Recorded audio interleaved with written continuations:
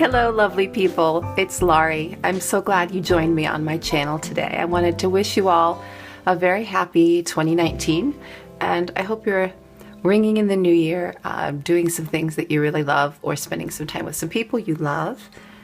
I thought I would start the video off lighting a little candle for us for 2019 for positive and hopeful and positive intentions for all of us that are watching it.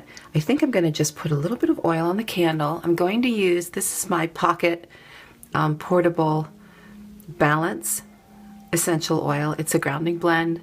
I use it a lot.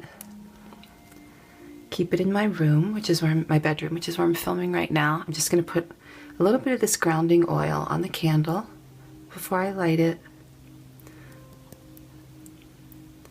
2019, numerologically speaking, is it works out numerologically to a number 12 year, which is the Hanged Man in the major arcana of the tarot deck. And the Hanged Man is a time of kind of suspension, waiting, looking at things from another angle, and things like that. I think grounding and balance in an essential oil, kind of as an intention toward our positivity, would be a nice thing. So there we go. I think I'll just light this for us all, for a positive and happy and prosperous 2019. And I'll try to put the candle up there. I don't have a lot of room to work at the moment. I'm using as a backdrop today this spread cloth that I sewed for myself. I've got kind of this gray, sort of, it feels a bit like almost a medieval kind of pattern. And I made the cloth reversible. I've got a red, sort of on the strawberry kind of red color on the back, which looks fantastic, doesn't it? It matches my Christmas cactus exactly. I didn't even realize that until I just showed you. I wanted to share the Christmas cactus with you. It was a gift before Christmas from my son's girlfriend, and she gave the Christmas cactus to me. And now it's blooming right for New Year. So I thought I'd share that with you as we go through our video today. I'm going to be talking about the Angels of Light Oracle. I haven't seen too much on YouTube about this, and I definitely wanted to share my thoughts and do a bit of an unboxing and just kind of a flip through with all of you. So I hope you enjoyed. It's a relatively new deck that's, I think, just been put out in the month of December. I'm actually filming this video on December 31st. Hopefully I'll be editing it maybe today or perhaps tomorrow on January 1st and then uploading it then. So we'll see when you all get to look at this, but it shouldn't be too long. My son, Andrew, gave me this deck for Christmas this year. And it's called an Oracle for Divine Connection. There's quite a bit of gold on the box. Hopefully it won't play too much havoc with the camera, but it's quite lovely in real life. This is one of the very hard boxes with beautiful illustration on it. An Oracle for Divine Connection. It's written and illustrated by Ambika Wauters, and it's put out by Eddison Books. This is the back. And it says, "Let the angels light your way." I'll read you just kind of the little description, the blurb that's on the back of it. It says it includes 52 divinely inspired angel cards with strong visual themes supporting intuitive guidance. A 128-page book of interpretation reveals how to access the angel's wisdom and apply it to your daily life. I don't particularly feel like I'm an angel person. I don't think I have a lot of angel decks, but so let's take a look at this and see what we've got. It should be interesting. So it comes in this nice little pull-out drawer, which is very nice. Nothing inside the box.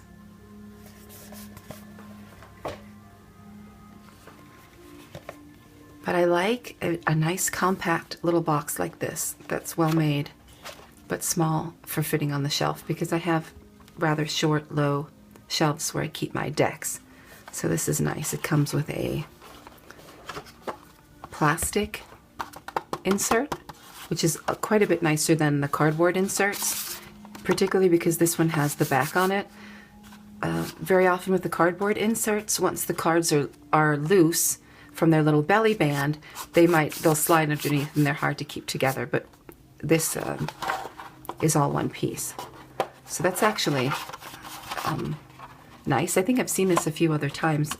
You know, I might be tempted to leave this in here and store the cards that way, because it just makes so much sense like this. So let's see. The cards did come with a clear plastic band around them, which I took off when I opened it. The sides are gilded. Very, very, very glossy, shiny gilding. The back are beautiful and gold. It's a nice deck. Let's tell you what the cardstock's like. It's okay. It's glossy. I don't think it is going to hold up to a lot of heavy riffle shuffling. So it wouldn't be probably my favorite cardstock ever, but I think for an oracle deck, I don't tend to use oracle decks as quite as robustly as I use tarot. I think it's going to be okay. So let's take a look at the guidebook first. I always like to take a look at the guidebook first. Do you do that as well, or do you go straight to the cards? I admit on Christmas morning I did start going straight into the cards and looking at all of them. As you know, I was watching other people kind of open their presents and things like that. I would sneak a little peek at a card or two. First, I want to apologize. I'm going to be a bit froggy through this video, unfortunately. I've just kind of got a little bit of allergies or something going on, and it's just persisting over the last couple of weeks. It doesn't seem to be going away. So I apologize. I'll try to cut out any coughing or throat clearing that I catch myself doing in the video, and I apologize for any frogginess. But I got to hear an interview on YouTube with Ambika Wauters, the author and artist of this book. I'll put a link in the box below so you can go and check that out if you want to. She talked a lot about her life, where she'd come from over the course of her life. I think she started in about 1969 as a Californian who went to the UK for the first time, studied art, and then kind of her story is about a lot of world traveling and moving back and forth between continents and finding art and spiritual experiences and different things like that. So it's an interesting, it was a very interesting interview if you have a chance to listen. The thing that really stuck out for me was, as I've talked about on my channel before, I'm very interested in anthroposophy, Rudolf Steiner, Waldorf education, homeschooled my children. Sorry, little cactus. Homeschooled my children using the Waldorf style.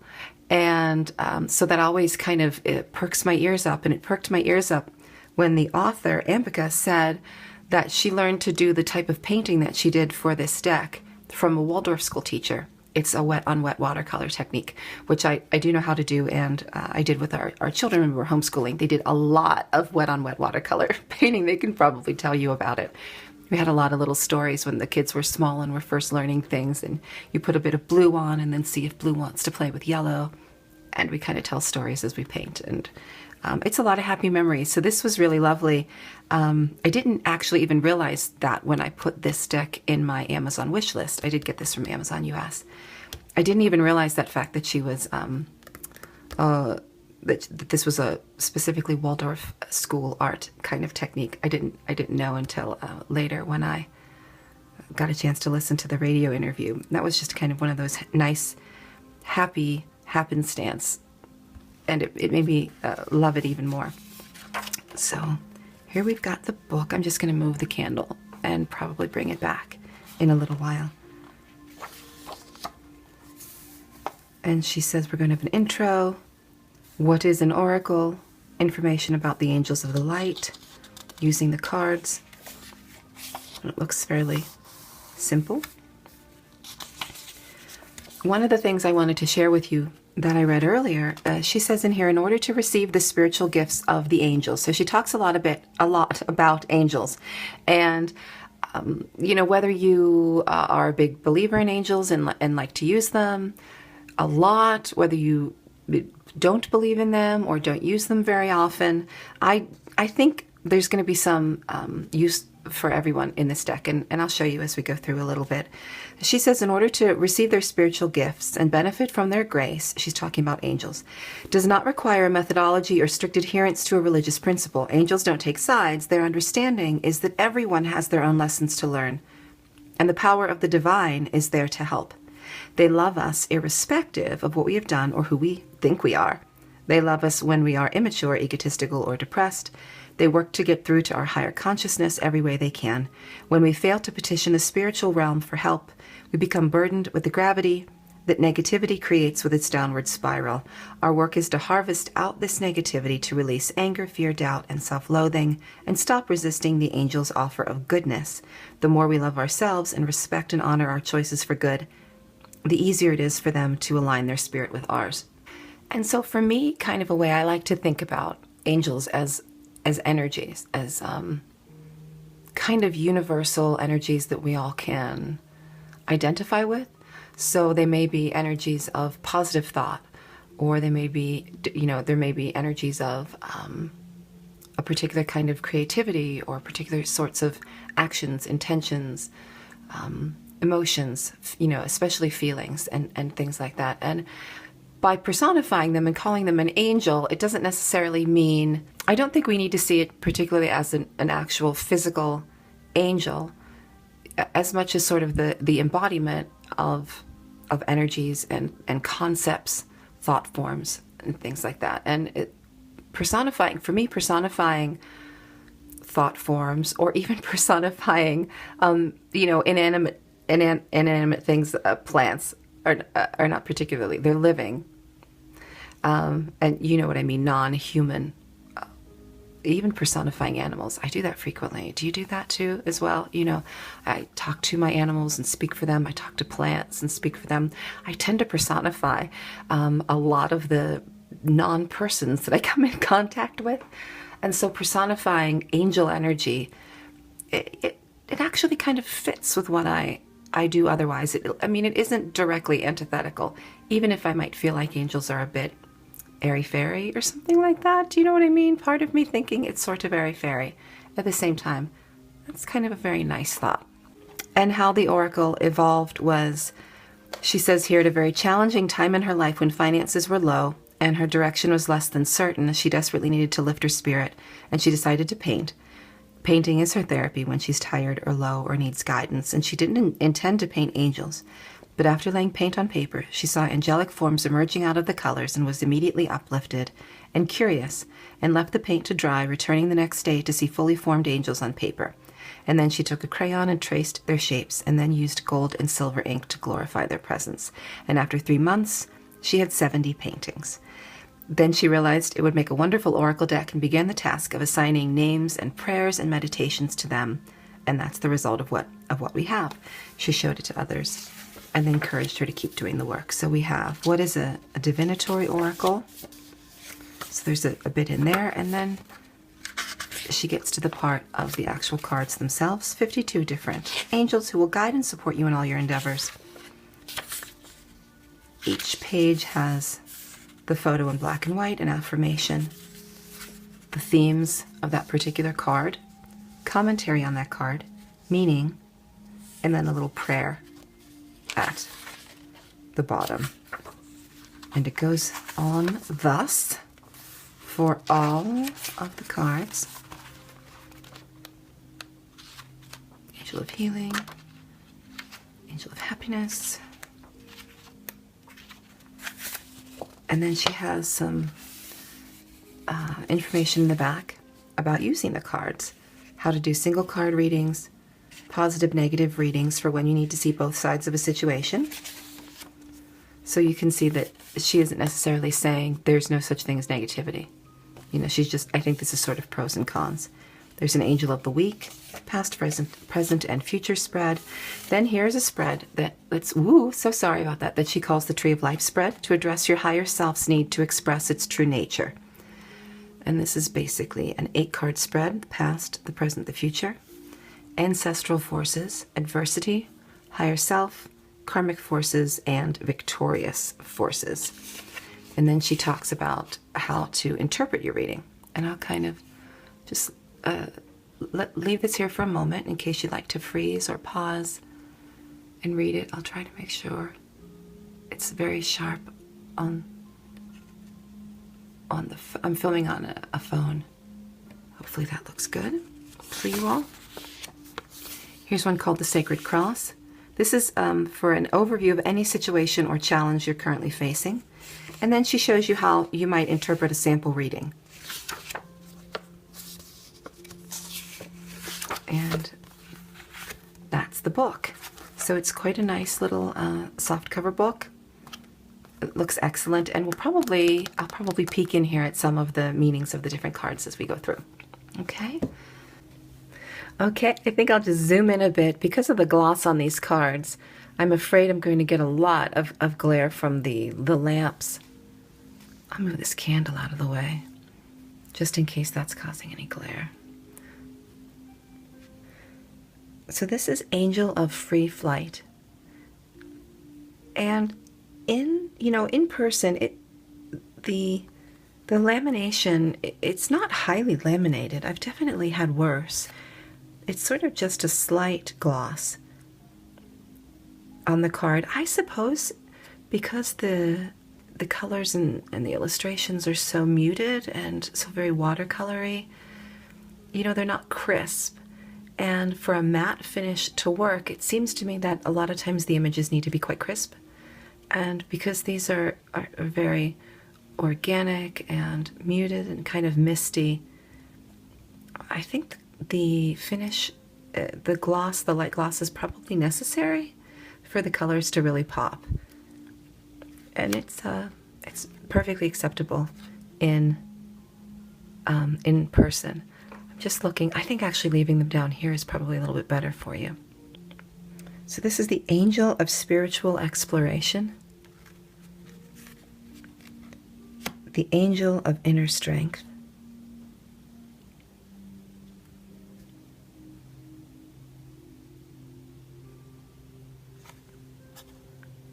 the colors are so beautiful. I'm a fan of watercolor art, and I especially like abstract art as well. I love watercolor and mixed media, watercolor with ink, watercolor with other kinds of media. I've never seen watercolor with crayon before too much. Not on Oracle or Tarot decks, but I like it. This is the Angel of Diversity. So I'm just going to stop now and read a little bit and see what she say about this Angel of Diversity. The affirmation is, I honor what is different and I accept what is unique. All life is one with the divine. And the themes of this card are delighting in diversity and embracing our differences, unconditionally accepting others, appreciating the oneness of life in all of its various forms, recognizing what unites us as one. So here's an example of the commentary that she gives for cards. Make love the connection that unites you. It takes a loving spirit to accept others for who they are and move past what separates us. Look for common ground that unites you with others, and be discerning enough to know who and what is for our highest good. Be willing to open your heart by releasing hatred, fear, and anger. Let go of negative projections to allow you to know who you are at your core, and to allow others to be who they are as well. And the meaning for this card is calling on the Angel of Diversity opens the channel for unity to prevail and good to come for all. When we're afraid of the differences in people, then we contract in fear, protecting our space and shunning contact. Instead, open your spirit to love and understand what is different. We all share the light of the divine. Divine love is given to us all. So let us praise the differences in others and embrace our own unique goodness. Diversity teaches us appreciation, tolerance, and acceptance, and we're encouraged to release fear.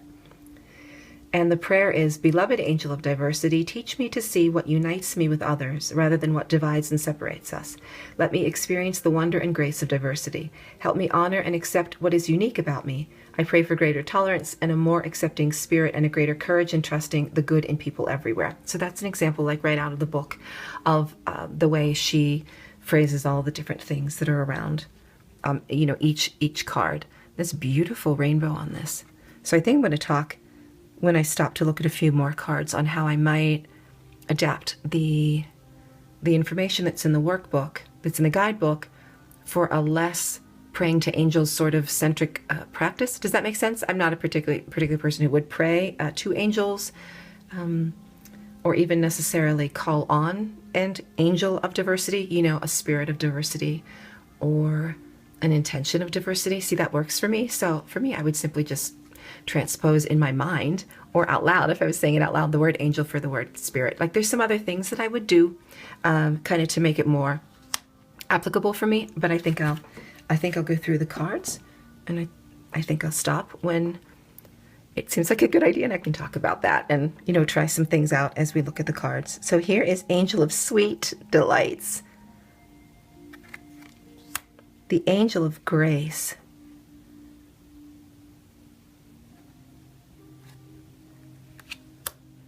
the Angel of Buddha Nature. Sorry, number 7 is the Angel of Buddha Nature.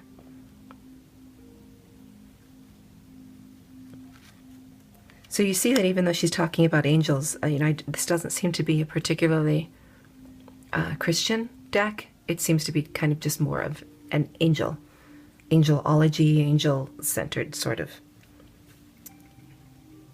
deck, if that makes any sense at all. The Angel of New Love, number 8.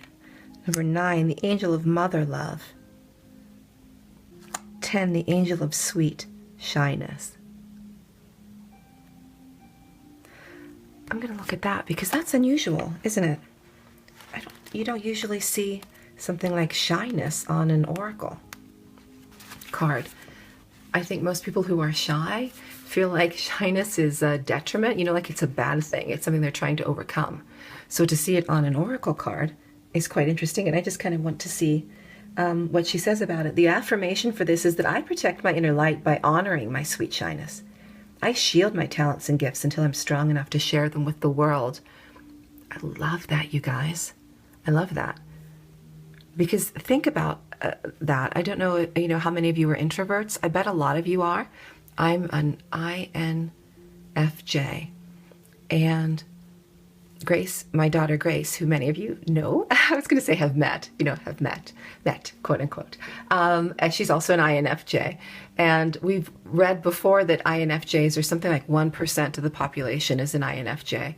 But we know dozens of INFJs. Of course, 1% of the population, that's millions and tens of millions, hundreds of millions of people. I can't do the math. I think tens of millions. So that's a lot of folks. But I think they seem to all sort of gather in similar places on the internet and even friendships in real life. And we tend to run into a lot of people who are INFJs because I think we're all sort of pursuing very similar or, slightly similar. Anyway, but that's in introvert people. And typically we're not told to honor the reasons we're feeling introverted, and kind of we're told to branch out or step out or manifest or, to kind of affirm and to have all these positive push, go. So I find this interesting. The themes of this one are innocence, timidity in sharing one's light, purity of spirit, awareness of one's radiance, protection against, or the protective eye against negativity and harm. How clever, because that is very much an underlying feeling behind shyness, right? Is self-protection, which is very important, that we protect ourselves from negativity or from people who would harm us. So there's nothing wrong with being shy when it's needed. The commentary says, shyness envelops our spirit when we're young until we develop a strong personal identity that's confident and affirms our worth. And what is pure, innocent, and gentle easily becomes veiled by the taint of sophistication and egotism. As we mature, our talents and gifts and spirit emerge, at which point it feels safe to express ourselves in the world. and our sweetness comes to the surface as we release fear and feel secure in expressing ourselves. Shyness protects our goodness and sweetness until we are ready to blossom. And it talks about the angel of sweetness helping us to find safe space, safe places where our soul can rest in comfort and our gifts can develop under wise guidance. Interesting. Okay. Angel of joyful recognition. Angel of spiritual tempest. It's nice to have kind of support and focus when we're in the middle of a spiritual tempest, isn't it? Angel of frivolity. Angel of serenity. Angel of reflection. Angel of action. Angel of grief. That's beautiful. So it's obviously not all sweetness and light. I'll stop again. Let me take a look at this one. I'm not going to stop through the whole thing. Probably not. Why not take our time and have a good look? So the affirmation for the angel of grief says, I claim my right to my life now as I release my grief with love and compassion. Grief comes to everyone. Life is impermanent and loss is inevitable. Healing grief is a process that engages the spirit. Acknowledging our grief is how we heal our soul and free our spirit. Grief is loss that wants to be honored. It runs deep. Denying it cuts us off from our humanity and suppresses our vulnerability. Time and love heal grief. And when we release the pain of loss, our strength and courage can put us to higher ground. And it says in here the meaning, the angel of grief brings solace and comfort to those who mourn loss and suffer bereavement. It allows us to feel our pain so we don't suppress our feelings and creates a separation between our emotions and our mind. When we've experienced our loss clearly and felt our grief fully, we can begin to move on. And let's see. It says when we block the experience of grief, we close the doors to spiritual assistance. The angels are at a loss to fully support us in our hour of grief. Our job is to stay open. The prayer, beloved angel of grief, please assuage my sorrow and help me renew my trust and forgive the past. So I think I'm going to go ahead and dig into this right here. I think as an example of a way that I may make this a little bit less angelly and make it kind of feel a little more comfortable for me. I just don't operate in sort of very, very angelly expressions and that sort of thing. So how I might make this a little bit more comfortable for me. So I think I would be looking at it like tapping into the image in the card, tapping into the energy of the card is what allows us to feel the pain so we don't suppress our feelings or create a separation. And our job for ourselves can be to stay open and experience our feelings. The other thing that I notice about this card is how much there are sections to it. And one of the things about feeling our emotions, grief or whatever, is that we don't always have to feel all of it at one time. And as far as the prayer goes, it says in here about angel of grief, assuage my sorrow, help me renew my trust, forgive the past. You know, in that prayer, I might change it instead to something like an intention, knowing that as I am able to kind of deal with my grief or give in to my sorrow, then it does feel slightly assuaged, right? We cry for a while, we feel a little better. Or we mourn for a while, or we sob for a while, you know. We choke hysterically, and then we stop and feel a little better, you know. Not all better, but a little. Help me renew my trust, forgive the past, you know, and through that, I can renew my trust in life and move forward. So that might be, you know, how I sort of de-angel the deck a little, de-angel the guidebook a little bit as far as how I might work with it. If I don't want it super heavy on the angels, I would just, you know, I would use the deck anyway and de-angel it. I suppose too that if someone really didn't like even the names of the angels on here, you could just cut this off. It's gilded. But I know my daughter chopped one of her copies of the Fountain Tarot, and she only chopped 3 sides because she wanted to leave the labels on either the top or the bottom, I think depending on what the card was. So she chopped the other 3 sides, and then she used a silver marker to do the edges to blend in with the existing silver, and you don't really even notice. So I think if you chop the bottom, a person could just do a bit of gold. It might not be super shiny like this, but I think it would, you know, still blend in very nicely. So this is 18, Angel of Spiritual Warriors. I like these flames here. Angel of Flow. Angel of Sisterhood. think I might move it over just a bit. There we go. Angel of continuity. Angel of nurturing.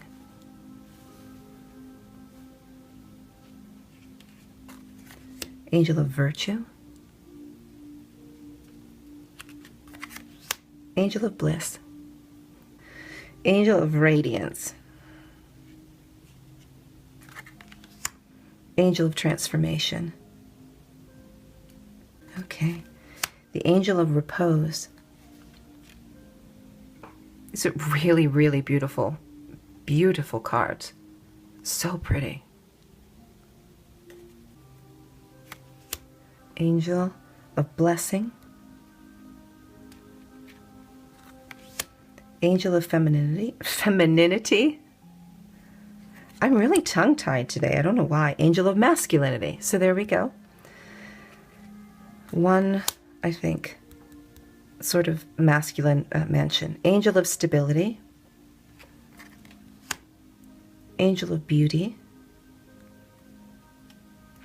I suppose I tend to think of angels as very feminine. I think most angel decks are feminine, aren't they? Don't you find that angel decks feel very girly? But I suppose that angels typically aren't necessarily any particular male or female energy.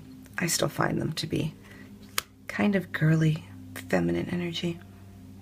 Angel of refinement. Did I say angel of guidance? I don't remember. Angel of guidance. Angel of refinement. Love the images. So I would have this artwork all over my house. This is my jam. Love it. Angel of learning. How interesting. And there's so much to read, you know, if you're pulling a card for a question and then using the images to read intuitively. You know, there's something of the soul cards about this. Because the angel of learning, who's learning, who's teaching, which one? To me, perhaps this is the teacher. She's looking directly at us. This is the learner, although perhaps she's not terribly anxious to learn, or he. And we've got another person up here. Is this someone that's overseeing other learning that's happening? Or are they people lining up to hear from this person who's the teacher? It feels like there's a lot that could be read intuitively, soul card style, in this artwork. Sorry, that was Angel of Rescue. See, I get so carried away. Angel of Rescue. Angel of Alchemy.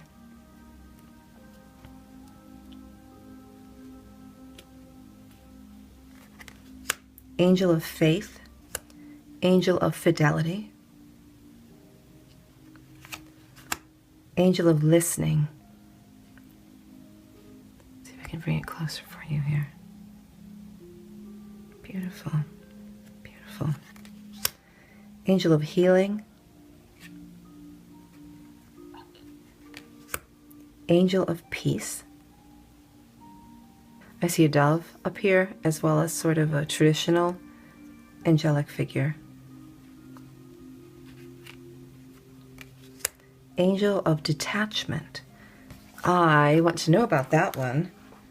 Angel of Detachment, number 43. The affirmation is, I detach from negative situations that diminish my worth. I stand back and let good unfold before me. The themes are letting go of control, releasing the situation to a higher power, knowing you don't have to be manipulative to have your needs met, trusting everything to work out for the good, remaining detached and non-reactive, freedom from enmeshment, inner quiet, avoiding being a victim when things don't go your way. Let's see what else she says in the commentary. She's talking about releasing control over situations or people, and how when we do that, we can create space for good to unfold naturally. And that when we detach from having a perfect outcome and can rest in a place where we know it will be fine in its own way, and when we trust that good and we allow ourselves to separate from enmeshment and control and manipulation, you know, either presumably being manipulated, but also being manipulative or enmeshing or controlling, then we only need to let go to allow things to unfold as they should, because we learn how to trust that things are unfolding okay. Okay, Angel of Prosperity. Oh, they're fantastic. Angel of Health. Love the sun in here around the solar plexus of this figure. Angel of sensuality.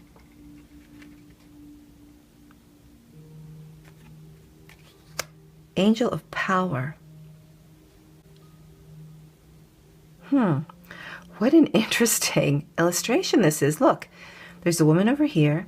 It almost looks like a child over here. We've got a child, we've got an adult. And I'm also going to have a little stop to look at this one. Let's see, 47. I use the right, let's see, I respect the right use of power to do good. So this card, she says, is a lot about right action and the power to make things happen and intention. It can also be about clarity and focus of mind. It can be about willpower, the willpower to get things done. It can be about emotional detachment, living by a moral compass, whose polar star is goodness, truth, and justice.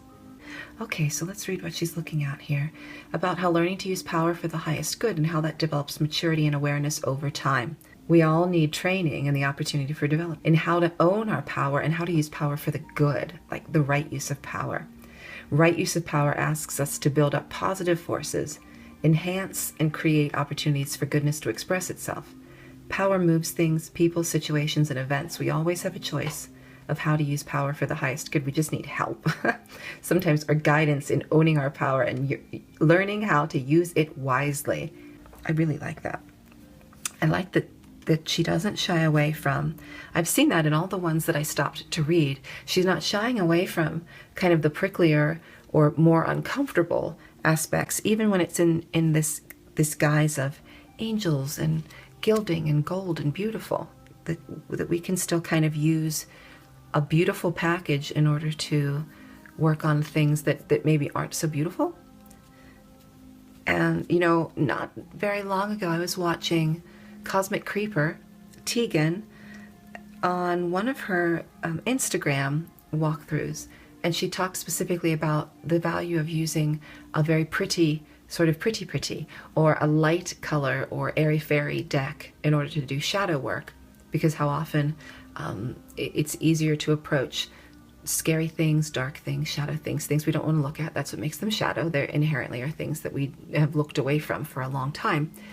But sometimes it's hard to do that in like a vampire format. That might make it easier, or that might make it harder. And if it does make it harder, maybe looking at it in a pretty way, or even a light or fluffier sort of way, takes a bit of the sting out of it and might make it easier. It sort of makes me think about when a pan or a dish is really hot, and it's not that you don't touch it, it's that you just want to put on oven gloves before you touch it. You don't want to touch it with your bare hands. And sometimes I think a deck that is very light or very nice can help us, like a pair of oven gloves, to touch something that we couldn't touch otherwise. Just because it's hot doesn't mean we have to touch it with our bare hands.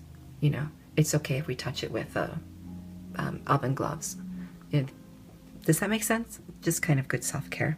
So then 48, we've got the Angel of Creativity. Oh, there's just this beautiful, that's like snake-like image in this one. I love that. I really love that. And this is the Angel of Security. This is an interesting image. And actually, I feel like I could sit with this image for a while. I've noticed on some of these images, I'm getting different vibes off different parts of the illustration, the painting. I guess it's a painting where things could be, depending on who you are in the painting or where something is in it, might change a little bit about how I'm interacting with that energy or that bit of information or that work that I'm doing. You know, am I the child? Am I the adult? Is there a child or an adult in this situation? That kind of thing. The Angel of Happiness. The Angel of Choice. The Angel of Acceptance. And that's our last angel. I think what I might do is just pull back a little bit. There we go. I think I'm going to bring my candle in. Woo! So sorry about the bouncing. hoping that isn't too bad from your end. Let me bring my pretty Christmas cactus in. And I think I'm just going to shuffle these cards. I'm shuffling, this is just half the deck at the moment. I wasn't sure how it would shuffle. It's quite easy for me to shuffle, actually. So, whoa, I said quite easy, and then I can't bend it. Ah! You will have no problem bending this. If you've seen any of my, previous video on cardstock, yeah, you know that I don't have,